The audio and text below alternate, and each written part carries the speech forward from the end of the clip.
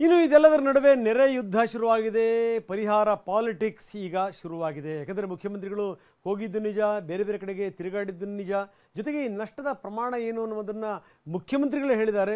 ಸುಮಾರು 95% ಉತ್ತರ ಕರ್ನಾಟಕ ಭಾಗದಲ್ಲಿ ಮುಳ್ಕೊಂಡು ಹೋಗಿದೆ, ನಷ್ಟ ಆಗಿದೆ ಅನ್ನುವಂಥ ಮಾತನ್ನು ಕೂಡ ಮುಖ್ಯಮಂತ್ರಿಗಳು ಹೇಳಿದ್ದಾರೆ. ಇನ್ನು ಇದೆಲ್ಲ ಆದಮೇಲೆ ವಿಪಕ್ಷಗಳ ಸರದಿ. ವಿಪಕ್ಷ ನಾಯಕರು ಹೋಗಿದ್ದಾರೆ, ಅಲ್ಲಿ ಹೊಲದಲ್ಲಿ ಇಳಿದಿದ್ದಾರೆ, ಗದ್ದೆನಲ್ಲಿ ಏನೇನು ಆಗಿದೆ ಬೆಳೆ ಅದನ್ನೆಲ್ಲವನ್ನು ಕೂಡ ತೋರಿಸುವಂಥ ಪ್ರಯತ್ನವನ್ನು ಮಾಡಿದ್ದಾರೆ. ಆರ್ ಅಶೋಕ್ ಹೇಳಿದ್ದಾರೆ, ಮುಖ್ಯಮಂತ್ರಿಗಳು ಇಲ್ಲಿ ಬರಬೇಕು, ಬರೀ ವಿಮಾನದಲ್ಲಿ ನೋಡಿದ್ದಲ್ಲ, ಇಲ್ಲಿ ಬಂದು ಇಳಿಬೇಕು, ಗದ್ದೆಯಲ್ಲಿ ಇಳಿದು ನೋಡಬೇಕು ಅನ್ನುವಂಥ ಮಾತನ್ನು ಹೇಳಿದ್ದಾರೆ. ಜೊತೆಗೇನು ಅಂತಂದರೆ ಸತ್ತು ಹೋಗಿರುವಂಥ ಸರ್ಕಾರ ಇನ್ನೇನು ತಾನೇ ಮಾಡಲಿಕ್ಕೆ ಸಾಧ್ಯ ಹೇಳಿ ಅನ್ನುವಂಥ ಪ್ರಶ್ನೆಯೂ ಕೂಡ ಅಶೋಕ್ ಹೇಳಿದ್ದಾರೆ. ಇದಕ್ಕೆ ಮುಖ್ಯಮಂತ್ರಿಗಳು ಕಿಡಿಕಾರಿದ್ದಾರೆ. ಸಂಘ ಹೇಳ್ಕೊಟ್ಟಿದ್ದನ್ನು RSS ಹೇಳ್ಕೊಟ್ಟಿದ್ದನ್ನೇ ಹೇಳಬೇಡಿ ಅಂತ ಕಿಡಿಕಾರಿದ್ದಾರೆ CM. ಹಾಗಾದರೆ ಈ ಪರಿಹಾರ ಪಾಲಿಟಿಕ್ಸ್ ವಿಚಾರಕ್ಕೆ ಸಂಬಂಧಪಟ್ಟಂಗೆ ಏನೇನು ನಡೀತಾ ಇದೆ ನೋಡಿ.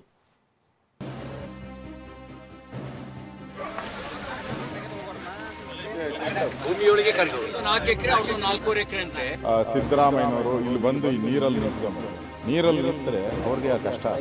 ಅವ್ರ ರೈತನಲ್ಲ, ಕಾರ್ಪೊರೇಷನ್ ಬೆಂಗಳೂರು ಸಿಟಿನ ಯಾವ ಅಧಿಕಾರಿಗಳು ಬಂದ ನೆರೆಯಲ್ಲಿ ನಲುಗಿದ ರೈತ, ಬಿಜೆಪಿ ಕಾಂಗ್ರೆಸ್ ಮಧ್ಯೆ ಪರಿಹಾರ ಯುದ್ಧ. ಸರ್ಕಾರ ಸತ್ತು ಹೋಗಿದೆ ಎಂದ ಅಶೋಕ್ಗೆ ಸಿಎಂ ಸಿದ್ದರಾಮಯ್ಯ ತಿರುಗೇಟು. ಅಶೋಕ್ ಸಿದ್ದರಾಮಯ್ಯ ಮಧ್ಯೆ ರೈತ ಕಾರ್ಪೊರೇಷನ್ ಕದನ ಏನದು? ವರುಣಾರ್ ಭಟಕ್ಕೆ ಉತ್ತರ ಕರ್ನಾಟಕ ಜನ ಅಕ್ಷರಶಃ ನಲುಗಿ ಹೋಗಿದ್ದಾರೆ. ಮನೆ ಮಠ ಕಳ್ಕೊಂಡು ಬೀದಿಗೆ ಬಿದ್ದಿದ್ದಾರೆ. ಮೊನ್ನೆಯಷ್ಟೇ ಸಿಎಂ ಸಿದ್ದರಾಮಯ್ಯ ಕಲ್ಯಾಣ ಕರ್ನಾಟಕದಲ್ಲಿ ಮಳೆ ಹಾನಿ ಬಗ್ಗೆ ವೈಮಾನಿಕ ಸಮೀಕ್ಷೆ ಮಾಡಿದ್ರು. ಇದರ ಜೊತೆಗೆ ಬಿಜೆಪಿ ನಾಯಕರು ಸಂತ್ರಸ್ತರ ಕಷ್ಟ ಕೇಳೋ ಕೆಲಸ ಮಾಡ್ತಿದ್ದಾರೆ. ಪ್ರವಾಹ ಪೀಡಿತ ಪ್ರದೇಶಗಳಿಗೆ ಬಿಜೆಪಿ ನಿಯೋಗ ಕಾಲಿಟ್ಟಿದೆ. ಬೆಳಗಾವಿ ಜಿಲ್ಲೆಯ 4 ಕಡೆಗಳಲ್ಲಿ ವಿಪಕ್ಷ ನಾಯಕ ಅಶೋಕ್, ಸಿಟಿ ರವಿ ಸೇರಿದಂತೆ ಕೇಸರಿ ಕಲಿಗಳು ಪರಿಶೀಲಿಸಿದ್ದಾರೆ.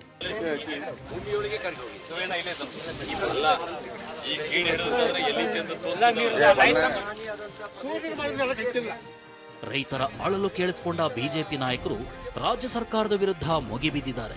ನೀರಲ್ಲಿ ಬಂದು ನಿಂತ್ರೆ ಸಿಎಂಗೆ ರೈತರ ಸಂಕಷ್ಟ ಅರ್ಥ ಆಗುತ್ತೆ ಅಂತ ಅಶೋಕ್ ಬೆಂಕಿ ಉಗುಳಿದ್ದಾರೆ. ಈ ಮಾತಿಗೆ ಕಿಡಿಕಾರಿದ ಸಿದ್ದರಾಮಯ್ಯ ಅವ್ರು ರೈತರೇ ಅಲ್ಲ ಅಂತ ತಿರುಗೇಟು ಕೊಟ್ಟಿದ್ದಾರೆ. ಸಿದ್ದರಾಮಯ್ಯನವರು ಇಲ್ಲಿ ಬಂದು ಈ ನೀರಲ್ಲಿ ನಿಂತ್ಕೊಬೇಕು. ನೀರಲ್ಲಿ ನಿಂತರೆ ಅವ್ರಿಗೆ ಕಷ್ಟ ಅರ್ಥ ಆಗ್ತದೆ. ಮತ್ತೆ ಜನ ಇಲ್ಲಿ ಬರಕ್ ನನಗನ್ಸುತ್ತೆ ಸಿದ್ದರಾಮಯ್ಯನವ್ರನ್ನ ಇಲ್ಲಿ ಬರಕ್ಕೆ ಬಿಡಲ್ಲ.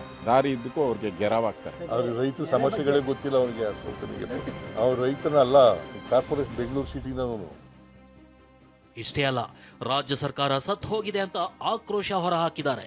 ಆದ್ರೆ ಸಿಎಂ ಮಾತ್ರ ಅಶೋಕ್ RSS ಬರೆದುಕೊಟ್ಟಂತೆ ಹೇಳ್ತಾರೆ ಅಂತ ಲೇವಡಿ ಮಾಡಿದ್ರು. ಇಡೀ ಸರ್ಕಾರ ಒಂದು ರೀತಿ ಜನರ ಪಾಲಿಗೆ, ರೈತರ ಪಾಲಿಗೆ ಸತ್ತು ಹೋಗಿದೆ. ಅವ್ರಿಗೆ ಇನ್ನು ನಾವು ಇರೋದೇ 2 ವರ್ಷ, ಲೂಟಿ ಹೊಡ್ಕೊಂಡು ಹೋಗೋಣ, ರೈತರ ಹತ್ರ ಬಂದರೆ ನಮ್ಗೇನು ಸಿಗುತ್ತೆ, ಬೈತಾರೆ, ಪರಿಹಾರ ಕೊಡಬೇಕು. ಪರಿಹಾರ ಕೊಡೋಕ್ಕೆ ಖಜಾನೆ ಖಾಲಿ ಆಗೋಗಿದೆ. ಅಶೋಕ ಅವ್ರ ಪಾಪ ಏನೂ ಗೊತ್ತಿಲ್ಲ. ಅವ್ರಿಗೆ ಏನೋ RSSನವ್ರು ಹೇಳ್ಕೊಟ್ಟದ್ದು ಮಾತಾಡೋದು. ಪಕ್ಷ ನಾಯಕ ಇರ್ಬೋದಪ್ಪ, RSSನವ್ರು ಹೇಳ್ಕೊಟ್ಟದ್ದು ಮಾತಾಡೋದು, ಅವರೇ ಹೇಳ್ಕೊಡೋದು. ಪ್ರತಿ ದಿನ ಹಿಂಗೆ ಮಾತಾಡಬೇಕು ಅಂತ ಬರ್ಕೊಡ್ತಾರೆ.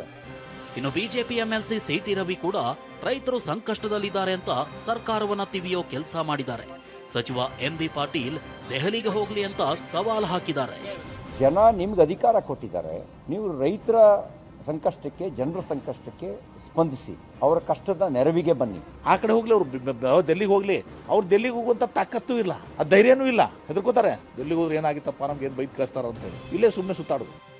ಈ ನಡುವೆ ಮಾಜಿ ಪ್ರಧಾನಿ HD ದೇವೇಗೌಡರು ಅನ್ನದಾತರ ಸಂಕಷ್ಟಗಳಿಗೆ ಮಿಡಿದಿದ್ದಾರೆ. ಕಲಬುರಗಿಗೆ ತೆರಳಿ ವಾಸ್ತವ ಸ್ಥಿತಿ ತಿಳಿದುಕೊಳ್ಳೋದಾಗಿ ಹೇಳಿದ್ದಾರೆ. ಏನು ಗುಲ್ಬರ್ಗಕ್ಕೆ ವಿಮಾನ ಇದೆ, ನಾನೇ ಹೋಗ್ತೇನೆ. ಕೆಲವು ಪ್ರದೇಶಗಳಿಗೆ ಬೈ ರೋಡ್ ನೋಡಿ ಇರ್ತಕ್ಕಂಥ ವಿಷಯವನ್ನು ವಾಸ್ತವ ನಾನು ತಿಳ್ಕೊಂಡು ಆದ್ಮೇಲೆ ಸರ್ಕಾರ ಏನು ಮಾಡಿದ್ದಾರೆ, ಮಾಡಿಲ್ಲ, ಅದರ ಬಗ್ಗೆ ನನ್ನ ಅಭಿಪ್ರಾಯವನ್ನು ಹೇಳಲಿಕ್ಕೆ ಯಾವುದೇ ಆತಂಕ ಇಲ್ಲ. ಇಷ್ಟೆಲ್ಲಾ ಬೆಳವಣಿಗೆಗಳ ಮಧ್ಯೆ ಜಿಲ್ಲಾ ಉಸ್ತುವಾರಿ ಸಚಿವ ಶರಣಪ್ರಕಾಶ್ ಪಾಟೀಲ್ ಕೂಡ ಮಳೆ ಹಾನಿ ಪ್ರದೇಶಗಳಿಗೆ ಭೇಟಿ ನೀಡಿದ್ರು. ರಾಯಚೂರು, ಸಿಂಧನೂರು, ಮಸ್ಕಿ, ಲಿಂಗಸುಗೂರು, ಮಾನ್ವಿ ಸೇರಿದಂತೆ ವಿವಿಧ ಕಡೆಗಳಲ್ಲಿ ಬೆಳೆ ಹಾನಿ ಪರಿಶೀಲನೆ ನಡೆಸಿದ್ದಾರೆ. ಬೆಳಗಾವಿಯಿಂದ ಸಹದೇವ್ ಮಾನೆ ಜೊತೆ ರಾಮ್, TV9 ಮೈಸೂರು.